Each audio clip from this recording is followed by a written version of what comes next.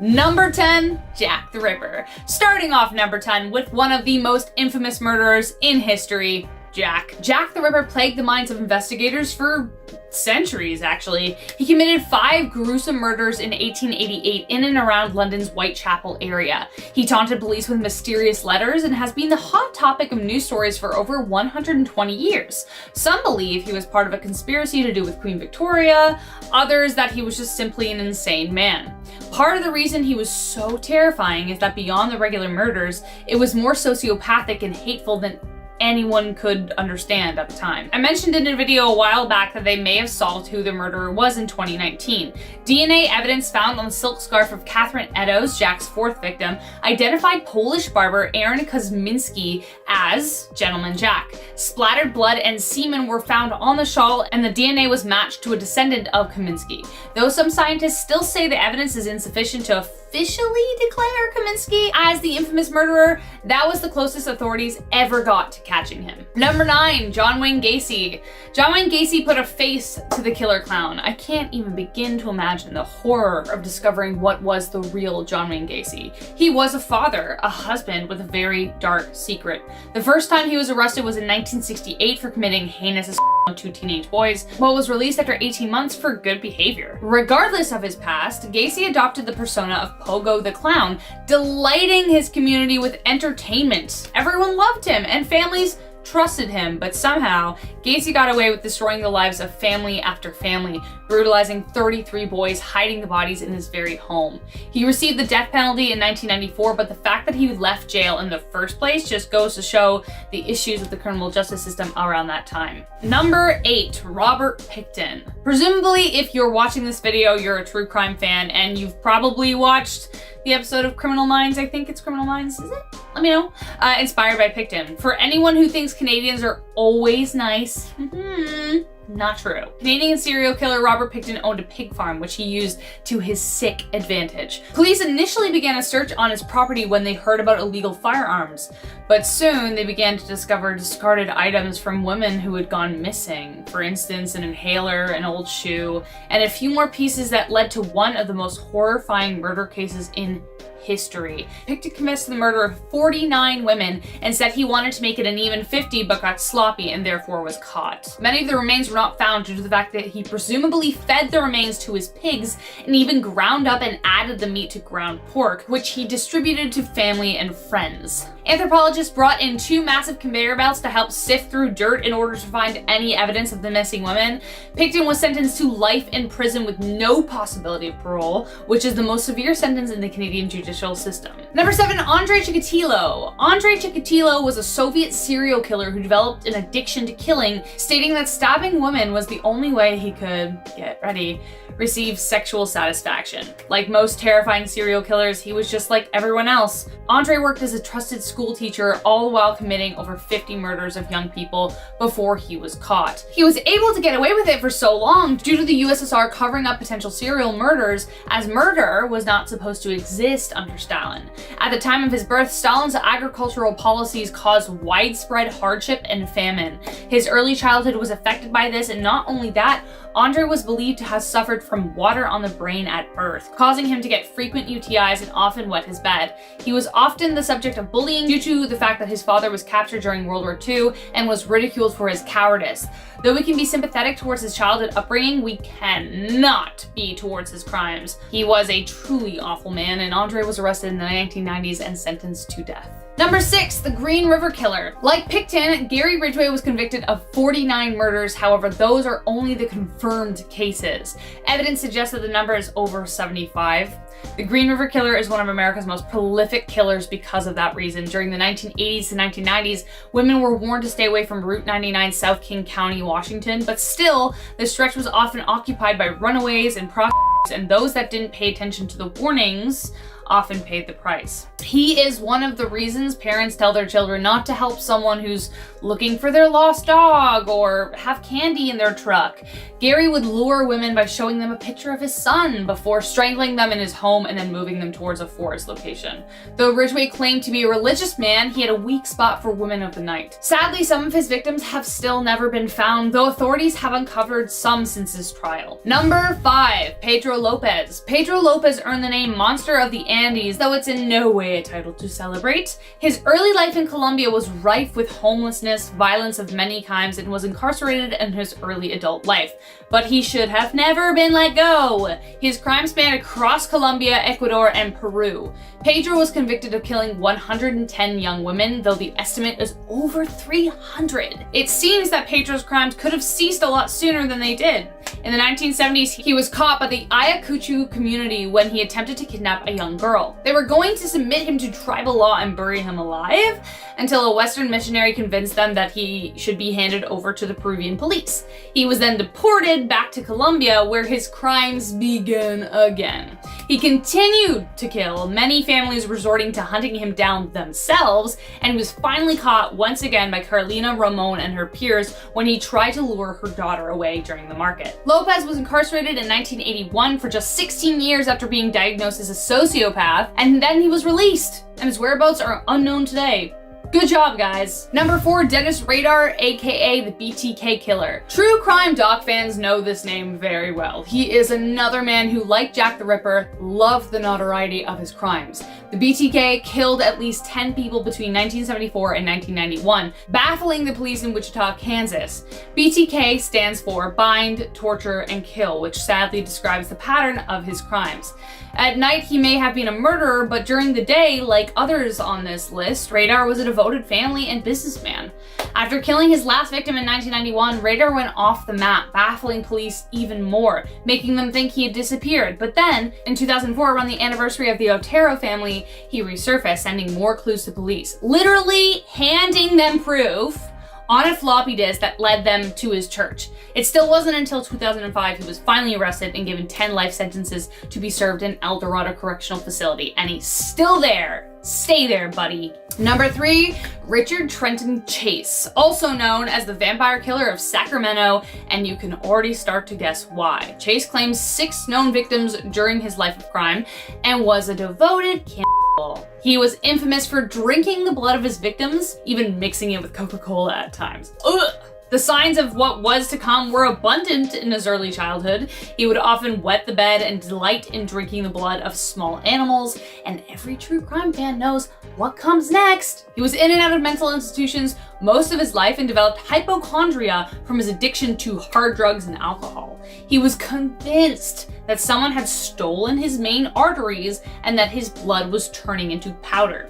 He continued to hunt animals, consuming them raw, and once he was found in a field covered in cow's blood. But of course, he graduated to bigger game, and I can't even say what he did to the victims. It was gruesome, guys. Awful. The police eventually got a lead when a girl he went to high school with ran into him, noticing his sunken appearance and blood on his shirt. He was finally caught and tried to plead insanity. The court denied the claim, which I honestly find is weird because he obviously was insane. But Chase was found dead in his cell from an OD on medication he was given while in prison. Honestly, good riddance, man. Number 2, Delphine LaLaurie. Comment down below if you're a fan of American Horror Story. That show is built on shock factor, but man, there were episodes in Coven about Delphine LaLaurie that I actually couldn't stomach. I don't even think I can finish it yet.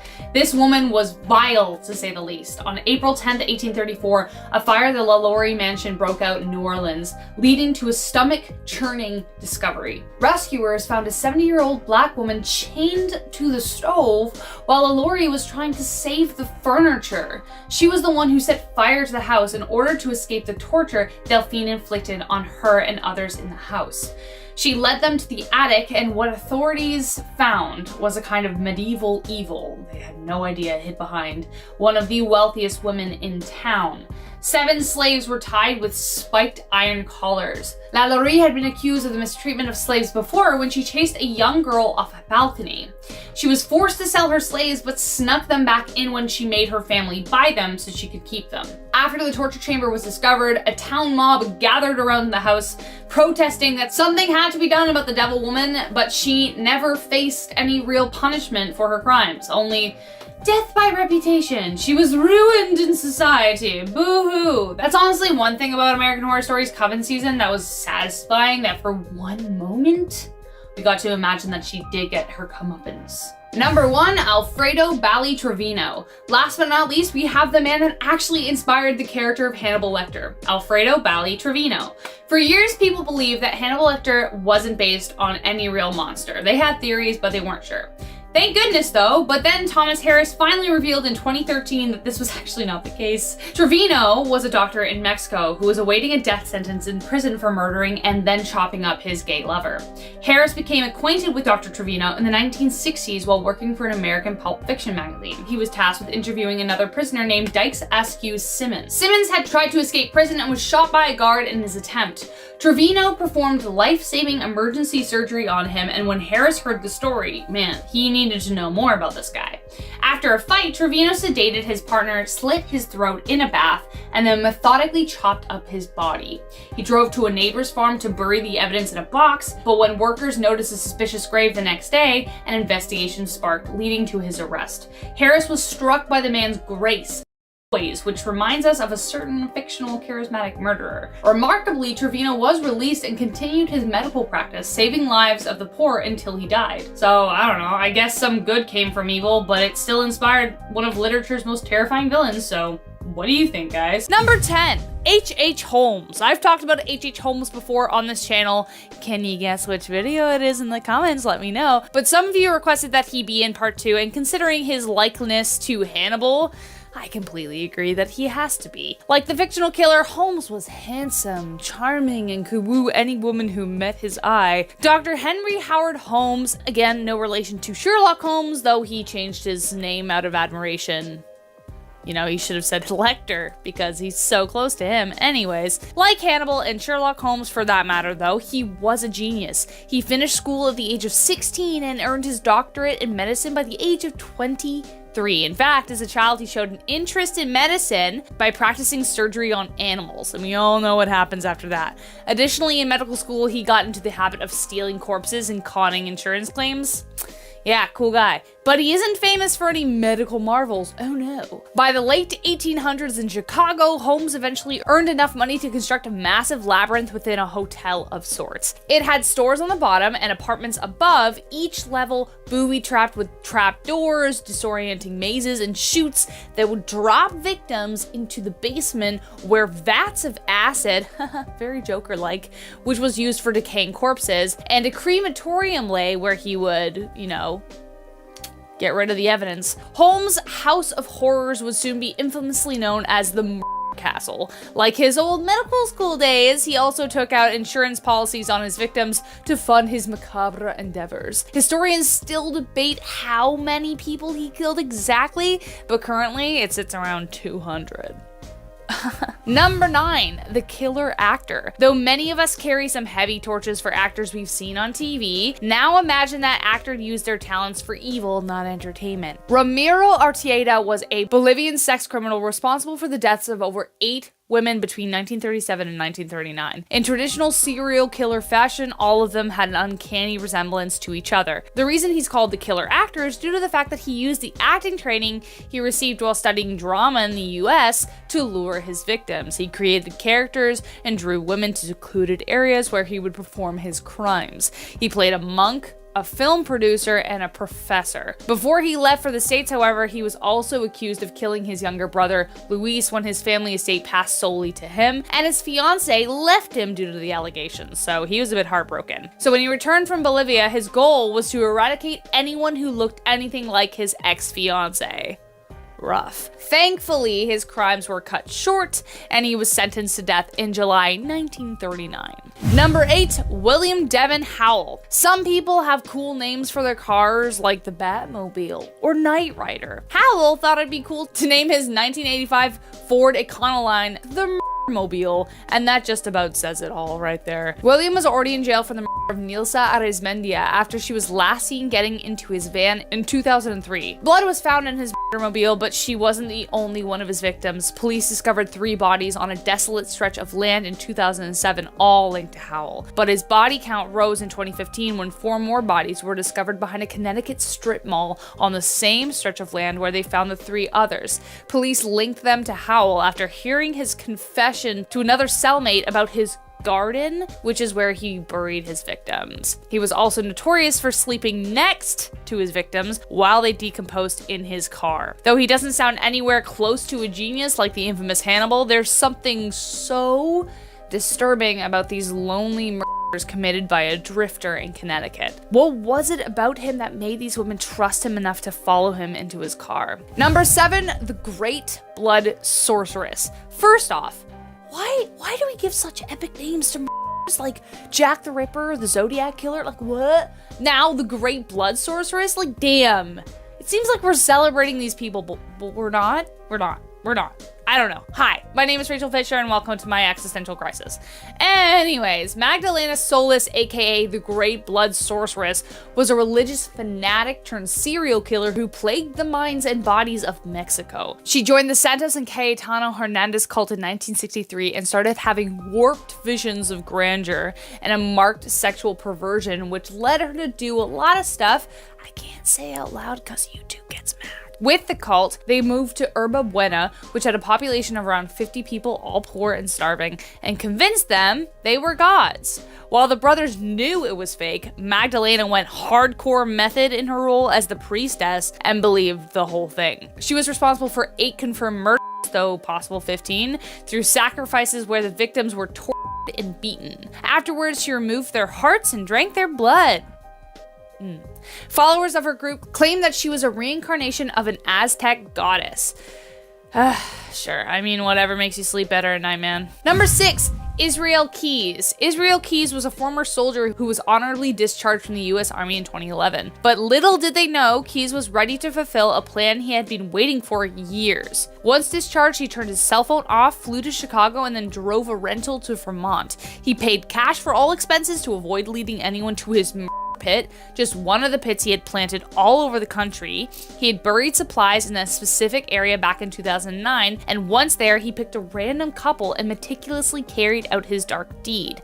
He killed them. His next victim was Samantha Koenig in Alaska in 2012 and delighted in taunting the family with texts and photographs and debit withdrawals, maintaining the illusion that she was still alive. Keyes followed no pattern, killed at random, which made it incredibly difficult to catch him, but eventually he was caught in Texas, confessed to 8 murders, though police suspect there were definitely more. They just can't find them. Those attacks may appear random, they were heavily thought out and eerily methodical. It's almost as if he planned his own arrest. He is a horror movie killer brought to life.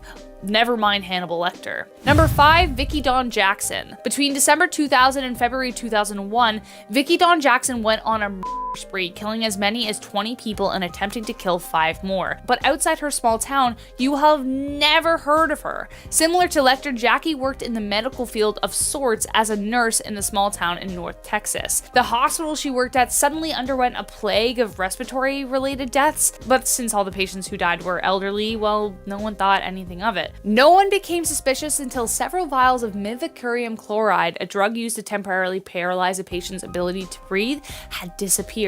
Investigators narrowed in on Jackson after colleagues recalled that she'd often say she'd take care of unruly patients. Then realizing after that Vicki was the last one seen when the patients died, 2 and 2 together, it still took until July 2002 for Jackson to be arrested, even after they found a syringe with traces of the drugs in her garbage. But when she finally went to court, she didn't put up a fuss and admitted to all the crimes. She continues to serve her life sentence, and good riddance. The pain of losing a loved one is hard enough, and the fact that Vicki took so many from their families while in her care is painful to wrap your head around. Number 4, the monster of Ecatepec, Juan Carlos. It's 2018 and a string of murders plague Mexico City, shocking the country. Juan Carlos became known as the monster of Ecatepec for killing over 20 women in the quiet suburb. But he wasn't alone. His wife Patricia was used as a lure to bring his victims back to their house of horrors. The couple would say that Patricia sold cheap clothes, and that was enough to lure the women in. They didn't discriminate against who they took, even claiming young mothers. The 2 were caught and arrested when authorities found them pushing around a stroller filled with body parts, not a baby. Carlos has even warned police that should he ever be freed, the first thing he will do is kill again. And I hope they listen to him and don't just go, oh, never mind, we'll just release you.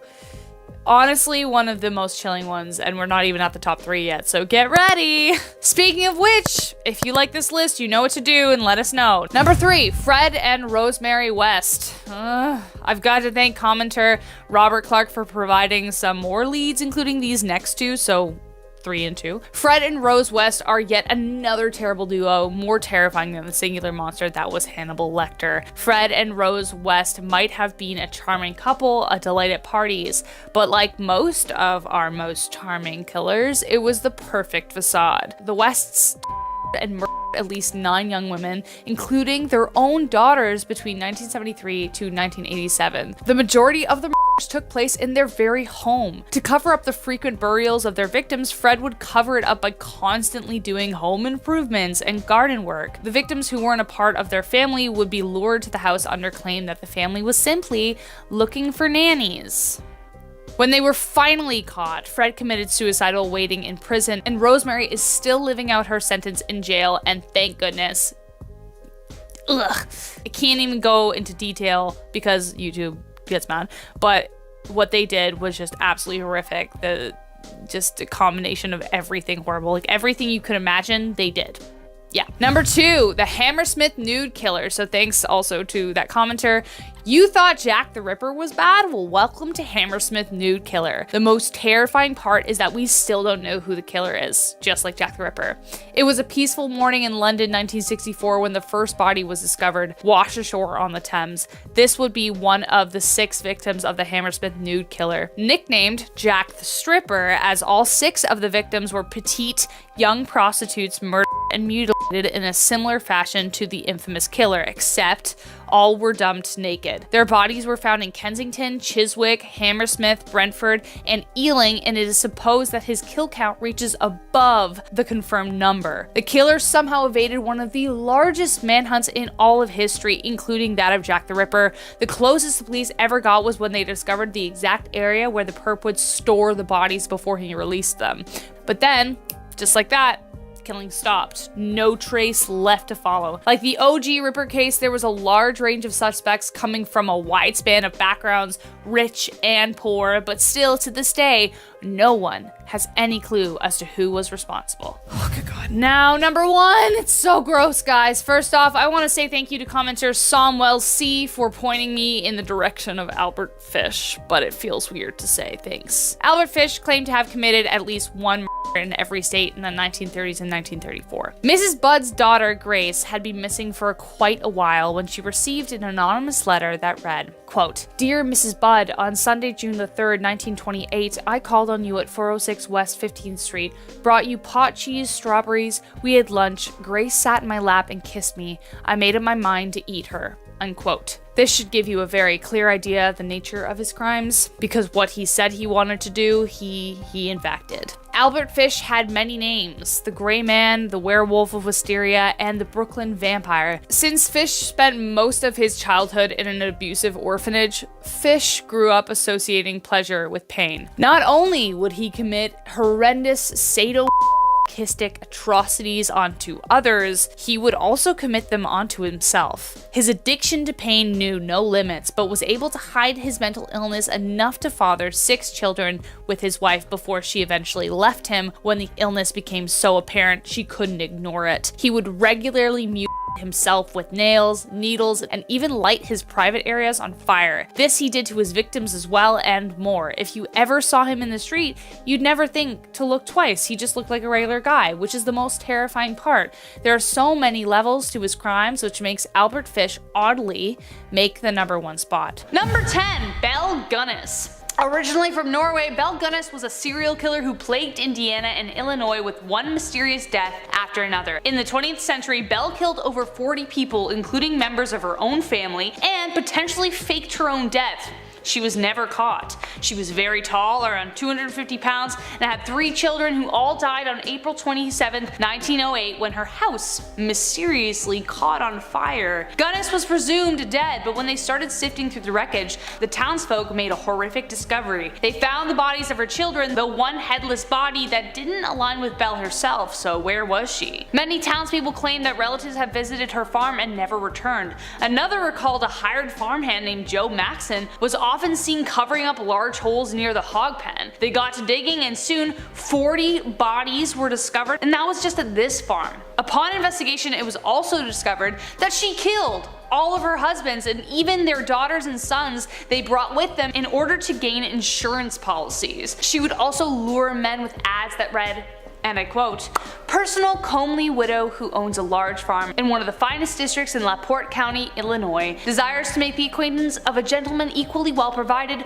with view of joining fortunes. No replies by letter considered unless sender is willing to follow the answer with a personal visit. Triflers need not apply." Yeah. No surprise when belongings of the men who answered her call were found in the pit. Whew. Vicious. Number 9. Rodney Alcala. There's actually a movie coming out about this with Anna Kendrick playing Cheryl. Bachelor number 1. You're a dirty old man. Take it. Oh, come on, over here. Dating is really hard. It's so hard. It sucks. It sucks. It's the worst. And having out there really doesn't help. You have to text your friends, let them know where you're going. You could meet a guy who says all the right things, ticks all your boxes, but then he turns out to be Rodney Alcala. During the 1970s, Rodney claimed the lives of 9 women of varying ages, though many suspect the number could be as high as 100. He's still confessing to murders to this day. His method was triangulation, but in most cases he would wait for the woman to regain consciousness before he made the final kill. He would also arrange the corpses in poses, taking photos as keepsakes because he was studying film. And he was a photographer. Whoopee. One of the reasons that Alcala is so famous beyond his murders is because of his appearance on the dating show. Cheryl Bradshaw was the Bachelorette, and thank goodness she wasn't convinced by his disarming charms. Bradshaw said, quote, "I started to feel ill, he was acting really creepy," unquote. Trust your gut, folks. If it's too good to be true, chances are it is.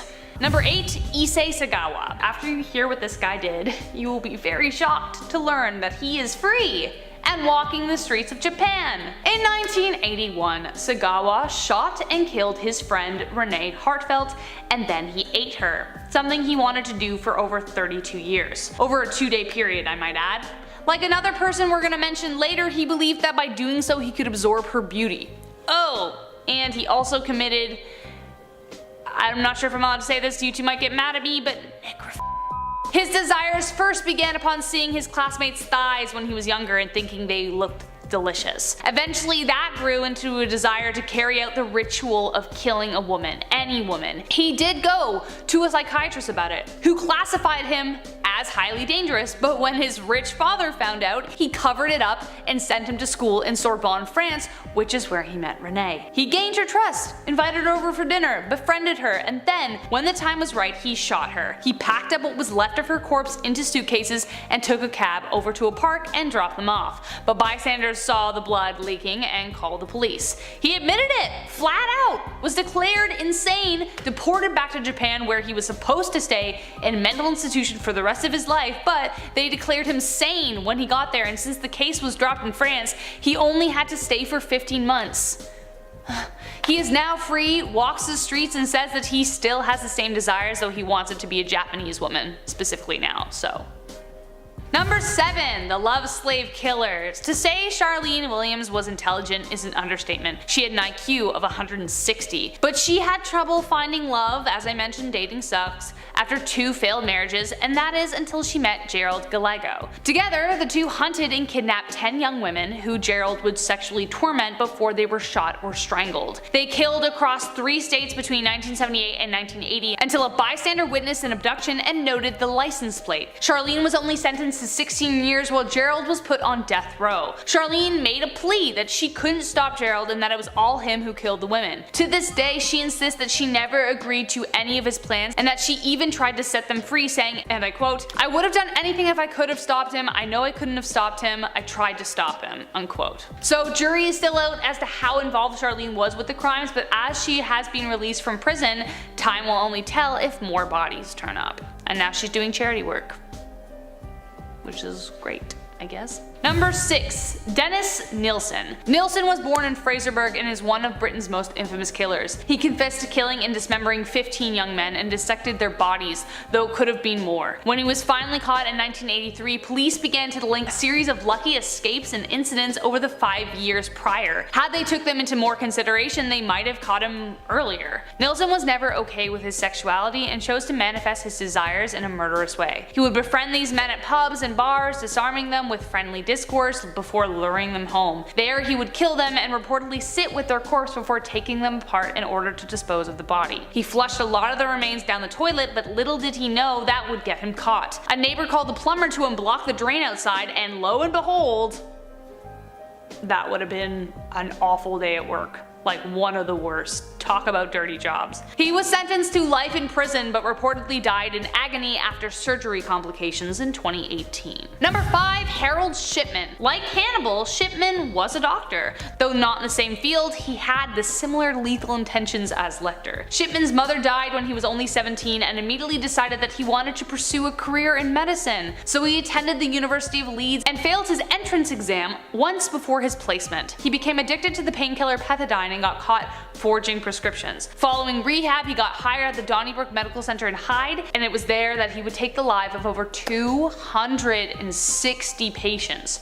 260. He would lethally inject them with opiate painkillers and nobody thought anything of it. The local undertaker did notice that Shipman's patients were always found sitting or reclined on a couch or sofa, but still, nothing to worry about. But when Angela Woodruff's mother died, leaving behind a will giving everything to Shipman, she knew. Her mother had just been to see Shipman that day, and were it not for Angela, Shipman may have taken many more lives. No one knows why he did. Perhaps he was trying to avenge his mother's death, or maybe he liked playing God. Either way, the Doctor of Death title suits him pretty well, I think. Number 4.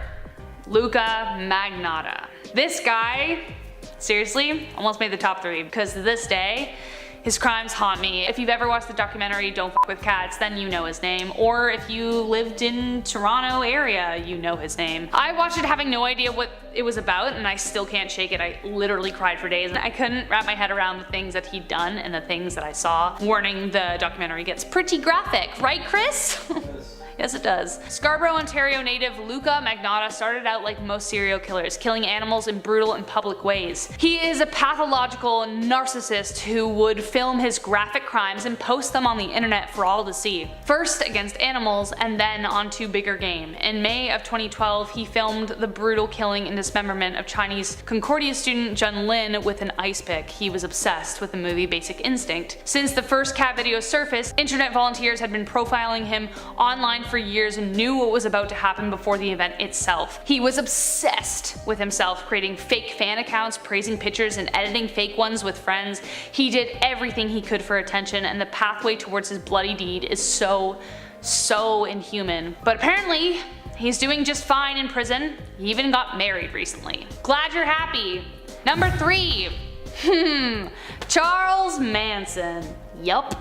You know that name. If you don't, here is why he is on this list. It's one thing to kill someone, or even a bunch of people, but it's a whole other ballgame to convince other people to do it for you. When you Google the word cult, Manson will probably come up front and center. Charles ran a cult in the 1960s known as the Manson family, a group of small but heavily devoted individuals who followed his eccentric religious teachings. His ideas were drawn from science fiction and the occult, and preached that an apocalyptic race war was coming. To bond them together, he ordered them to carry out killings so that they would remain united. Basically, they wouldn't leave because they had something that he could hold over them, I don't know. But the group obeyed, which led to the death of actress Sharon Tate, who was pregnant at the time, Benedict Canyon, Leno and Rosemary LaBianca, Gary Hinman, and Donald Shorty Shea, plus 4 more. Rumor has it the reason he attacked Tate's house was because the music producer who used to live there refused to make a record with Manson. Number 2.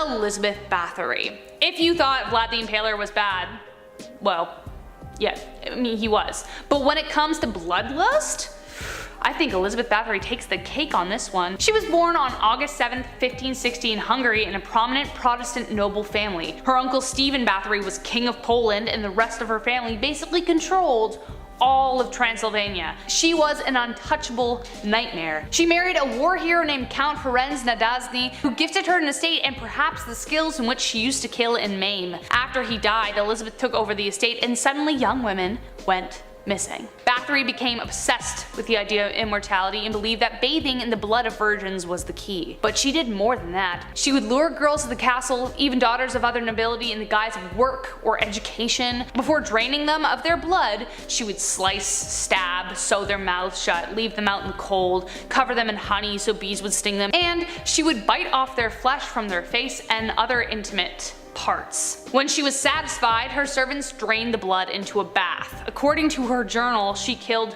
just around 650 women. 650 women. When she was finally caught, 3 of her servants were executed, but she was simply locked away in her tower for the rest of her days. Dracula can take a seat, for she was the stuff of nightmares. Okay, number 1, guys, and I know you're kind of expecting it to be someone, I think maybe, but I'm not gonna do it. Because we already know about him.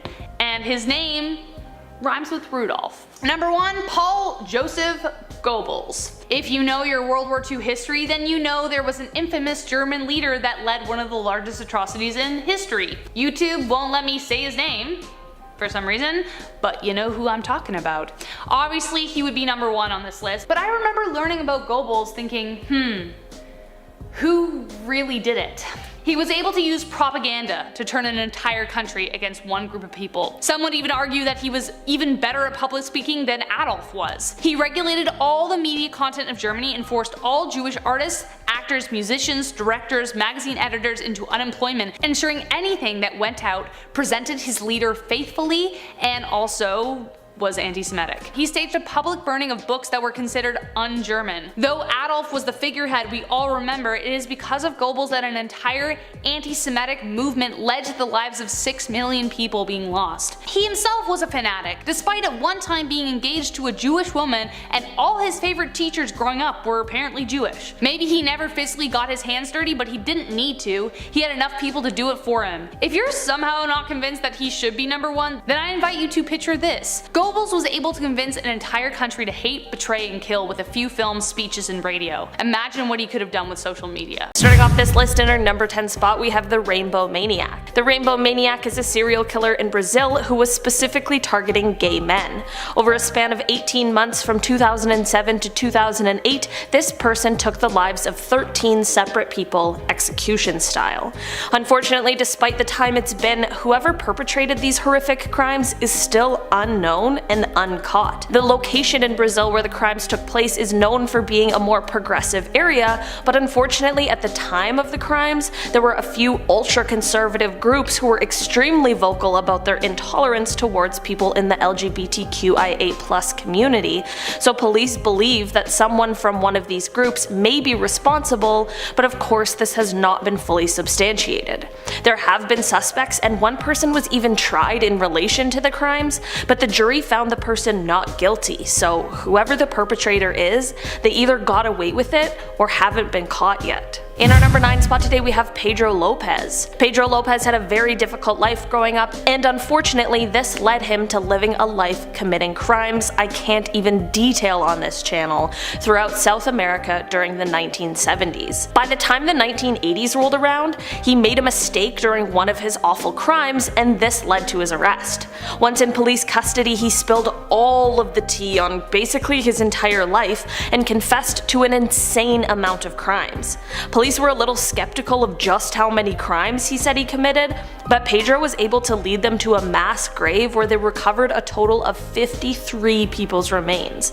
Pedro of course went to jail, but get this, he was somehow released in 1994, which is absolutely insane. He was sent to some sort of mental institution for 3 years after, but he was also released from there.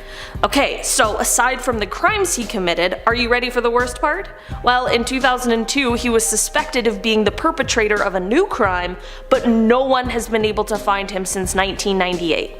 Yep, Pedro just disappeared. In our number 8 spot today we have Keith Rainier. This piece of work was the founder and leader of a cult called NXIVM, which you may have heard of for either its abundance of horrific crimes or because of its most high-profile member, Allison Mack. Between 1998 and 2018, this cult developed a following under the guise of some sort of personal development group. That truly is one of the worst parts of this cult, that some of the people who ended up being a part of it were really just setting out to better their own lives and somehow found themselves being manipulated by this evil person. Unfortunately, a lot of the things that went on within this cult and most of the things that Keith ended up being charged with are things I cannot say, but Google is free should you choose to look more up on your own, but I warn you, it's quite dark. The good news, however, is that in 2019, Keith ended up being convicted for his federal crimes and was subsequently sentenced to 120 years in prison. It really is just nice when the justice system works. In our number 7 spot today, we have the Golden State Killer. If you have any interest in true crime at all, you have most definitely heard of the Golden State Killer, as he was one of the most famous serial killers of all time and managed to elude police for 30 years.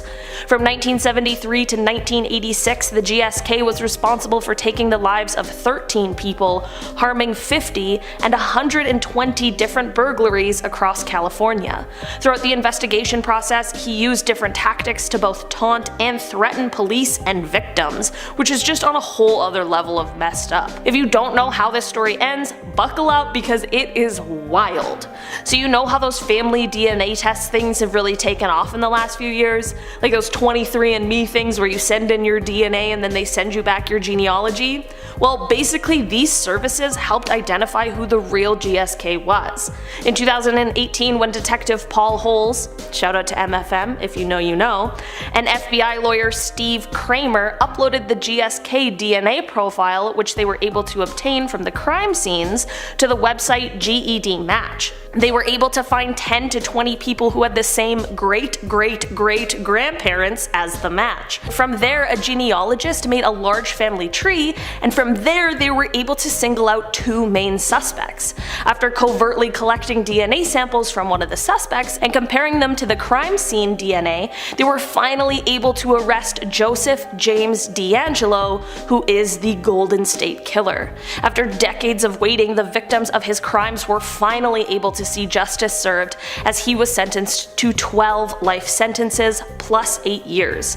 He was spared the death penalty because he admitted to numerous crimes he had perpetrated, some of which he wasn't even being charged for. He is now 75 years old and will most definitely spend the rest of his life in prison. In our number 6 spot today, we have Tex Watson. Tex Watson was one of the central members of the Manson family, which was led by Charles Manson, and was a willing participant for the horrible Tate and LaBianca crimes that took place on August 9th and 10th, 1969. If you don't know about them, you can look them up, but just a warning that the events that took place on those nights were horrible, gruesome, and insanely unnecessary. In October of 1969, Tex knew his arrest was coming, so he fled to his home state of Texas, but was later arrested and extradited back to California. Once he was in California, he refused to talk or eat and ended up losing 55 pounds, which got him sent to get tested to see if he was fit to stand trial.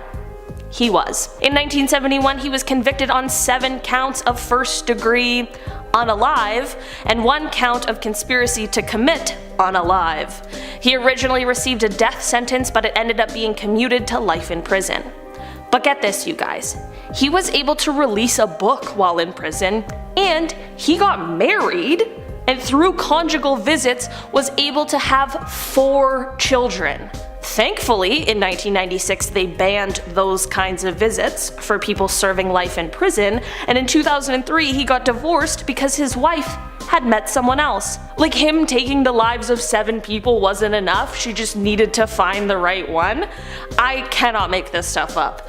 He also apparently is now a devout Christian, which seems like it's a little late for that now, but I guess I'm just editorializing at this point. In our number 5 spot today, we have the vending machine killer. Okay, this is something I didn't know before, but apparently Japan has a ton of vending machines. Like so many, there's approximately 1 vending machine for every 23 people. That's a lot of vending machines. You might be sitting there wondering why I'm talking about vending machines on a list of evil people, but I promise it's relevant. So, in 1985 in Hiroshima, there were 12 people who passed away and 35 who were seriously injured from being poisoned with a chemical herbicide. When this string of poisonings were investigated, authorities realized that they had one thing in common, and that was the fact that they had all had the same drink shortly before falling ill. So, around the time of this whole thing, there was a company that had launched a marketing campaign where they gave you a free drink with every purchase made from a vending machine. When people didn't want their free drink, they would leave it on top of the vending machine for the next person who came along, which is super nice and thoughtful and kind, and of course that means that some horrible person out there had to ruin it for everyone. So as it turns out, someone was taking these drinks, lacing them with poison, and then leaving them on the top of vending machines for some random stranger to come around, drink it, and then be sick or pass away. It is almost impossible for authorities to be able to track down whoever was doing this because you have to narrow down where the person picked up the drink, and in 1985 there weren't as many CCTV cameras as there are now. So unfortunately, whoever was responsible for this mass poisoning of strangers is still out there somewhere. In our number 4 spot today, we have Elizabeth Wetlaufer. We are bringing it closer to home with an evil person who's from Ontario, Canada, which, if you don't know, is where I am right now. Elizabeth is a former registered nurse and serial killer who is responsible for taking the lives of 8 people and attempting to take the lives of another 6 senior citizens who were under her care.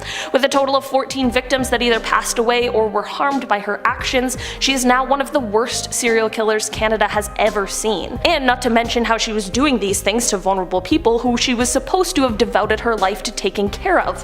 Her first victim who passed away was James Silcox, who was 84 in 2007 and was a World War II veteran. She committed her crimes by injecting insulin into her patients. In September of 2016, Liz ended up entering herself into a drug rehabilitation program at the Center for Addiction and Mental Health, which is located here in Toronto. It was here that she ended up confessing to her horrific crimes.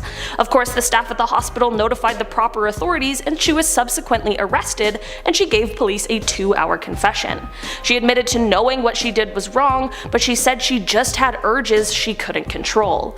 She stated that God or the devil or whatever wanted me to do it. She also apparently had confessed to the crimes to multiple people before, but no one believed her, which is absolutely insane to me. Why would anyone ever make that up or joke about that? Either way, she ended up being sentenced to life in prison, and she will eventually be eligible for parole. In our number 3 spot today, we have Daniel Perez. Daniel Perez might be better known by his alias Lou Castro, but he truthfully is best not being known at all because he sucks. Daniel led a cult that was located on a 20-acre property in a rural area just north of Wichita. He convinced his followers that he had magical powers, and he told them all that he was a centuries-old angel who needed to commit some horrific crimes in order to stay alive. These crimes would have certainly been more than enough to throw him on this list, but he of course couldn't just stop at committing one type of crime. He had to make sure he really stole the show on being the worst. Basically, he had the clever idea to use his followers' life insurance policies to live a lavish lifestyle. Like as if no one would think that's weird or suspicious. While some of these life insurance policies were collected through regular means, of course that kind of greed only leads to evil things, which of course means that he ended up taking one of his followers' lives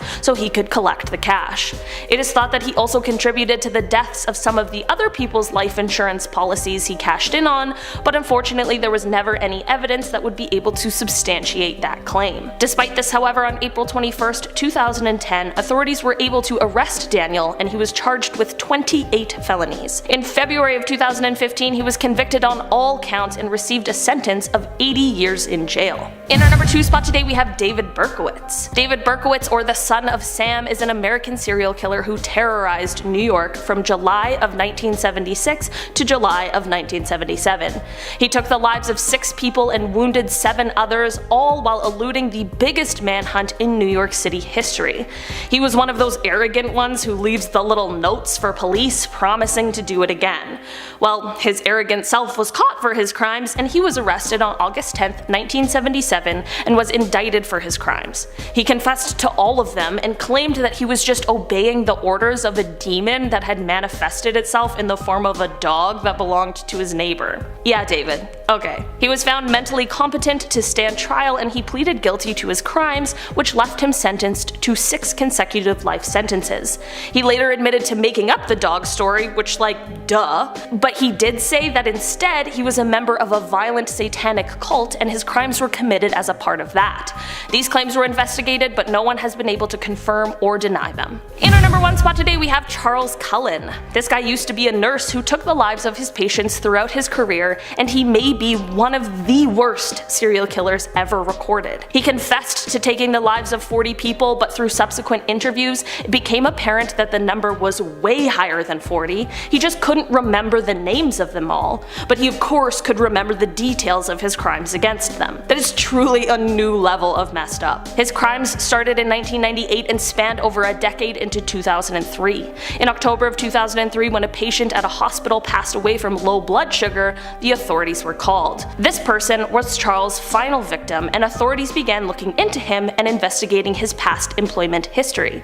On December 12, 2003, authorities were arresting him and charging him with only 1 count of his crimes, but he ended up admitting to 40. He ended up pleading guilty to his crimes and arranged a plea deal where authorities would not seek the death penalty if he cooperated. During one of his court proceedings, he continuously asked the judge to step down and apparently repeatedly chanted, "Your Honor, you need to step down," for 25 minutes, even after he was restrained and gagged for his outbursts. It is thought that his victims might be up in the 400 range, which is truly unbelievable. Charles was sentenced to 18 consecutive life sentences and will be eligible for parole in 2403, but something's telling me that he might not get it. Number 10, Tomás de Torquemada. Ever heard of the Spanish Inquisition? Well, this guy was one of its star killers. Not only do we wish it never happened in the first place, it did, so we might as well talk about it and learn from it. But we can't discuss the Inquisition without mentioning Tomás, who was responsible for thousands of deaths. He gave people 2 choices: either join the Catholic Church or die, which led to thousands of Jewish and Islamic people being exiled from Spain. He played the role of inquisitor and was in charge of investigating and punishing heretics. He oversaw the burning of thousands of innocent people, as Tomás often used cruel methods of extracting confessions from people he believed to be heretics. He seemed to almost enjoy his job, hanging, burning, suffocating, and tormenting people with the rack and waterboarding. No one knows exactly how many people died during the Inquisition, but historians estimate anywhere between 30,000 to 300,000. Pretty wide gap there. Number 9, Caligula. Man, his name is too fun to say. Too bad he wasn't a fun guy. It's better I tell you now that essentially this list is a depiction of what happens when the wrong people get their hands on power. From 37 AD to 41 AD, Caligula ruled as if he was some kind of mad god that needed to be satisfied. Not only did his addiction to gambling cause a nightmare for the economy, he seemed to delight in suffering. In the first 3 months of his rule, he made his people sacrifice 160,000 animals in his name. When he first took over as ruler, people actually liked him though. He made helpful political reforms and recalled exiles, but most people blame his future tyranny on a brain fever that befell him later on. He blew money on lavish projects, some still helpful like aqueducts, to building a 2-mile long floating bridge across the Bay of Bali so he could ride his horse across it day after day. He even ordered his men to attack the sea by collecting shells with their helmets. His lascivious love affairs included copulating with the wives of his allies and even allegedly his own sisters. Caligula's reign was equal parts terrifying and embarrassing, which is probably why his officers stabbed him to death. Number 8, Leopold II of Belgium. During the height of colonialism, Leopold of Belgium wanted to make his mark by conquering the African Congo. As soon as I say colonialism, you know where things are going, so get ready. He made it his property, and instead of, being a good human being, he decided to establish a dictatorship instead. He made the rest of Europe think that he was acting as a good guy, so they'd give him money, then proceeded to hire mercenaries. These mercenaries were set with the task of draining as much money from the state by enforcing free labor camps. Anyone who disobeyed or failed to meet demands were severely punished and even had their limbs removed. Leopold was responsible for the deaths of 20% of the population and thankfully was stopped before he could do more damage. Roger Casement, after doing a little digging, released a report which detailed the horrors he had committed under the guise of philanthropy. He was forced to surrender the Congo, though it was considered a part of Belgium until the 1950s. Whew, buckle up folks, it only gets worse from here. It's number 7 and we're already at Genghis Khan.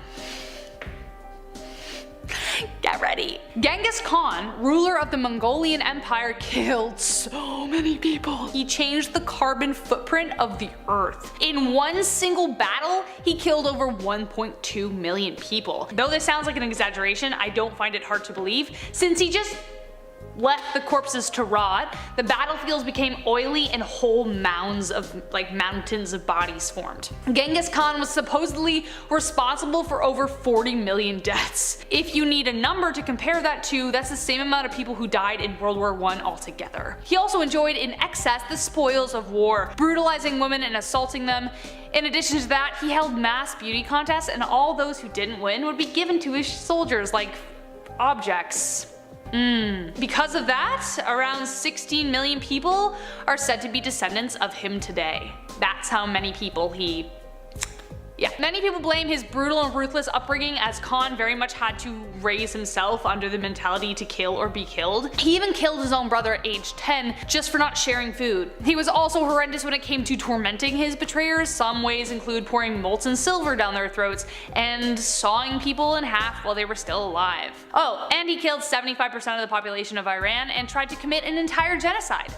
Yeah, the list goes on, but so does this list, and there is more to come, so let's go. Number 6, Talat Pasha. Pasha was the Grand Vizier to the Sultan of the Ottoman Empire in the early 20th century and was the main architect of the Armenian genocide. When Armenian families were evicted from their homes in 1915, his signature was on the orders. On April 24th, they executed several hundred intellectuals in order to begin Turkifying the country. Many were sent through the Mesopotamian desert on death marches without food or water after being stripped naked so the sun would just boil them alive. Anyone who stopped walking was shot.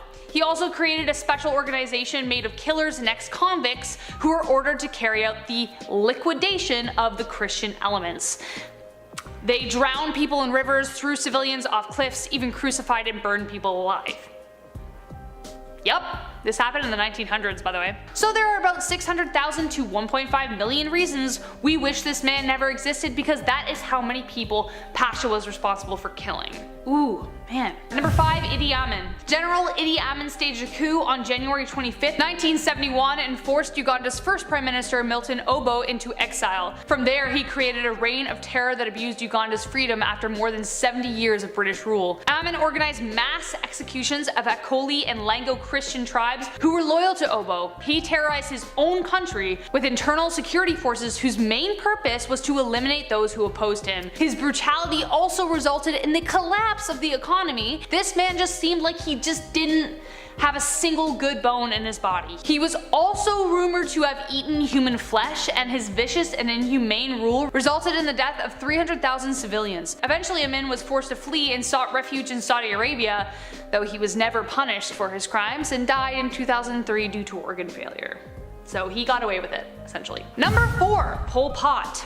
You'd think a leader's job would be to protect and serve their country with love and respect, but I guess Pol Pot didn't see it that way. Originally named Salah Sar, Pot was the leader of the Khmer Rouge totalitarian regime during 1975 to 79 in Cambodia, though technically longer. It was a radical communist government who caused the death of more than 2 million people through forced labor, starvation, disease, torment, persecution, and execution. He wanted to purify society and wanted to extinguish capitalism, Western culture, city life, religion, and all foreign influences in order to form a pure communist regime. All media outlets, along with embassies and external medical help, were refused, and essentially he barricaded Cambodia into their own little world. Education was halted, healthcare eliminated. It was crazy. The people were forced into slave labor on the killing fields, only allowed 180 grams of rice a day. Deadly purges were conducted to eliminate remnants of the old society, including monks, police, doctors, lawyers, teachers, ex-soldiers along with their families, and former government officials. His cruelty and madness knew no bounds. It took years for him to finally be put under house arrest by his peers and was never truly punished for his crimes against humanity. He died of a heart attack in 1998 following his arrest. So, yeah. And we're reaching our top 3. I bet you thought number 3 was gonna be number 1. Nope, there were worse people than him, believe it or not. Number 3, we have Adolf. I can't say his last name because apparently YouTube won't let me, which is ridiculous. He's not Voldemort, but you know who I'm talking about, that really evil German guy.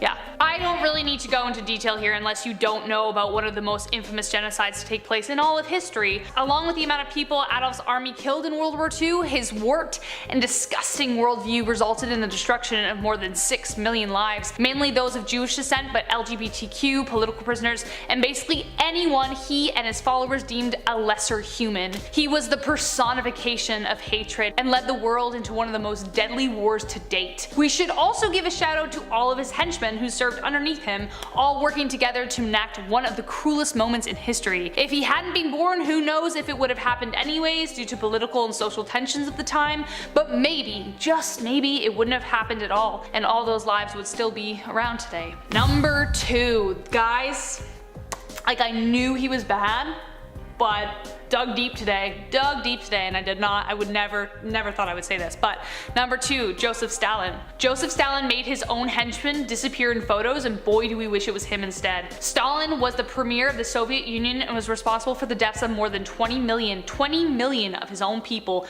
double that if you count World War II. He ruled for 30 years and ruled with an iron fist, eliminating anyone who opposed him, and as you can guess, there were many. In 1927 and 1929, he had 1 million people exiled or imprisoned, 9 to 11 million were forced off their lands, and 3 million peasants were arrested or exiled in the mass collectivization program. 6 to 7 million were killed by artificial famine in the 1930s. During 1936 to 1938, he executed approximately 750,000 during the Great Terror, a brutal political campaign to remove dissenters and any others he considered a threat. He was so paranoid. This guy had no regard for human life whatsoever. While the world was focused on Adolf, he was doing all of this, and he was fighting on the Allies' side, though we started supporting Hitler, and then he came onto our side. Anyways, it is estimated that Stalin orchestrated the deaths of 60 million people, which means about 40,000 people died every week during his reign. Need I say more? And if you think that's bad, number 1 spot, Mao Zedong. Ready? I don't think anyone can be. Mao Zedong during 1966 to 1976 turned China into a house of fear by eradicating 65 million people. In his attempt for a socialist China, he killed anyone that got in his way, kind of like Stalin, through execution and mass starvation. His biggest threat was the intellect, and revered Emperor Xi Huang, who buried 460 scholars and sought to surpass him by burying alive 46,000 scholars. Yeah, my stomach turned when I read that. That's awful. He coined his operation the Great Leap Forward. To combat rising resistance, he created the Red Army, composed of girls and boys from the ages of 14 to 21 to roam cities and target enemies of the state, especially their teachers. He would make the teachers wear dunce hats, cover their faces with ink, and make them crawl on all fours and bark like dogs. He also expanded a system of 1,000 forced labor camps. Most amazing fam, I could go on, but I honestly don't have room. It just seems like there's no end to all the awful things that he did. For all these reasons and more, Mao is of course in our number 1 spot. Starting up pretty strong at number 10, we have William Devon Howell. One of the few people on this list that have actually been caught, which means more terrifying things are on the way, just a heads up. In 2003, Nilsa Arizmendia was seen getting into a 1985 Ford Econoline which belonged to Howell at the time. She had no idea that this very car is the vehicle Howell referred to as the mobile. Sorry. After her blood was found in the car, Howell was arrested, but the blood was anything but cold when 3 more bodies were discovered along the same stretch of road in 2007. They prayed that was it until 4 more bodies were found in 2015 in the same area. The land in question is the area behind a strip mall in Connecticut. Investigators finally linked the bodies to Howell after he confessed to another inmate about his garden. Even more disturbing is that he used to sleep next to the corpses as they decomposed before he disposed of them. The most terrifying factor about this man is the fact that the body count just never appears to stop. Could there still be more he hasn't confessed to? Probably. And we might get to that later on in this list. Number 9. Hazel Liotta Head. Imagine being able to evade the police in this day and age when there are practically cameras everywhere. And perhaps even spyware in our phones, right Google? Hazel Liotta Head is just one of the names this woman uses and has been wanted since 1998. She took the life of a man named Charles Barker after conning the widower by pretending she was a woman named Deanna Ray. Barker had lost his wife of 11 years to a drunk driver, and Deanna swept in to save his sunken heart. His family became suspicious of her, but by the time they knew something was wrong, Deanna had put a bullet to his head. His gun was wiped clean, the safe was entirely empty, and his car was found at an airport with DNA on the seat that identified Deanna as Hazel. However, this was only one of the aliases she used, as she had been married over 10 times. Although Hazel would be around 72 today, we have no idea what she looks like. She could be anyone, perhaps someone you know, someone who might be beside you on the bus or in line at the coffee shop. Could you be her next target? Number 8. Israel Keyes. I can only imagine the kind of horrors that a soldier sees, and it's because of them that I hopefully will never have to, but terrifyingly, it seems Israel Keyes brought them home. In 2011, Keyes revealed his plan he had been waiting to act on for years. He had planted what he liked to call kits. Only he knew where they were. When he was finally discharged from service, he turned off his cell phone, flew to Chicago, and then drove a rental to Vermont. He used cash for everything so as not to be traced by card. Back in 2009, Keyes had buried one of these supply kits in Vermont and decided to use one on a random couple he'd met. His most famous victim was Samantha Koenig in Alaska in 2012. As if robbing her of her life wasn't enough, he taunted her family with texts, photographs, debit withdrawals to make them think that she was still alive. Keyes himself admitted to taking the lives of 8 people, though only 3 have been identified to this day. The most terrifying part about this man was his lack of pattern, however meticulously he planned. So that kind of seems hypocritical, but it's like he did it at random to whoever he wanted to, but he also planned it out, so creepy. Though he may be behind bars for now, one day we might find another of his victims, and who knows what horror discoveries that will lead to. Number 7. Vicki Jackson. Yet another on this list, thankfully behind bars. Jackson is still a grim reminder that not all people who seem good are. From December 2001 to February of that same year, Vicki took the lives of 20 people and attempted to steal 5 more. She worked as a nurse in the small town north of Texas for a while when all of a sudden her hospital went under a plague of respiratory deaths. But all the patients who died were elderly, so it wasn't uncommon and nobody thought anything of it. But Vicki made one foolish mistake. No one would have been suspicious until one nurse noticed several vials of mivacurium chloride were missing. This drug is used to temporarily disable a patient's ability to breathe. Why that's even a thing I don't know, but probably for surgical reasons. Then another one of her colleagues recalled how Jackie would often say, "I'll take care of them," referring to unruly patients. Investigators narrowed in on Jackson and she admitted to all the crimes, even though it took until July 2002 for her arrest. So it just makes me kind of creeped out about, you know, people we leave. Like, this one creeps me out because this could be anyone, you know what I mean? And I also hate the fact that she abused a job that is so necessary and so important and just, you know, terrifying. Don't like that. Number 6. The West Essa Bone Collector. February 2nd, 2009 would change Christina Ross forever. What started as a simple dog walk ended in a disturbing discovery. She and her dog encountered human bones on a mesa near Albuquerque, New Mexico, which police were shocked to confirm was the case. The bones belonged to women who were reported missing from 2001 to 2005, from the ages 15 to 32. All 11 of the women were in some way linked to street work, save one, and it took examiners close to a year to identify them all. The perpetrator has since been named the West Mesa Bone Collector, but that's about as far as they've gotten. Dead end after dead end, detectives are stumped and terrified that a killer like this could evade them. The case remains open to this day, and the FBI has had a reward out for $100 grand for information regarding the case for over a decade. I hope this case warms up and this evil person, whoever they are, is caught, but it's still disturbing that someone can get away with something like that in this day and age. Number 5, Jeff Davis 8. Jennings, Louisiana has a population around 10,000 people, probably more now. So for 8 women to go missing only to reappear dead in swamps and ponds around the city within 5 years, oof, it would definitely be a shock. But the case remains open to this day, which makes whomever is behind it someone you never want to cross. But it gets creepier than that because it could be more than one.